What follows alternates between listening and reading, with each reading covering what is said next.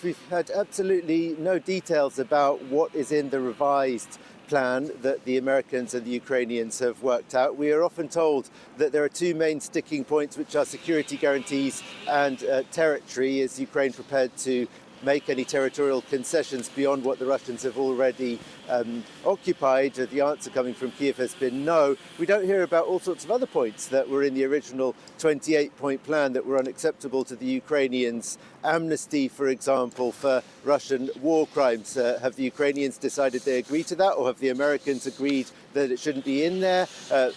Russia wanting to meddle in Ukraine's sovereignty by telling Ukraine to pass certain laws concerning its language policy. We haven't heard anything about that either. The feeling in Ukraine is that the positions are not reconcilable and that the Russians don't really want peace. Perhaps, though, the fact that Steve Witkoff is apparently going back to Moscow after these talks with the Ukrainians in Florida suggests that there is some kind of process still going on, that he's got something to report back on and that they're not simply throwing in the towel. It was notable, I thought, though, that members of the Ukrainian delegation were very grateful and expressed praise for Marco Rubio. I think they're very pleased that Marco Rubio is still in the room. He's seen as the most sensible and the most hawkish on Russia of the people in the American delegation, and also for Jared Kushner, Donald Trump's son-in-law.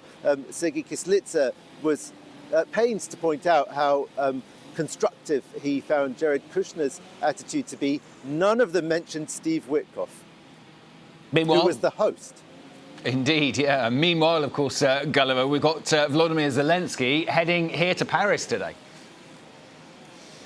Yes, it's the second visit in less than 2 weeks, I think. Obviously, at this difficult time, and also with the political upheavals going on in Ukraine, I think that Volodymyr Zelensky thinks it's very important to shore up his allegiances with the Europeans. And Jean-Noël Barrot, the French foreign minister, was talking about the possibility of stronger sanctions against Russia if Russia does not cooperate with this so-called peace process. So the Ukrainians are very much hoping that there will be more action coming from Europe. They also, I think, are getting increasingly concerned about the need for more air defences and more ammunition for their air defences. Some of those are provided by the French and the Italians, the SAMP-T, for example. That's what I'm hearing from sources in the Air Force. So there's a lot to talk about with Emmanuel Macron, of course, as well.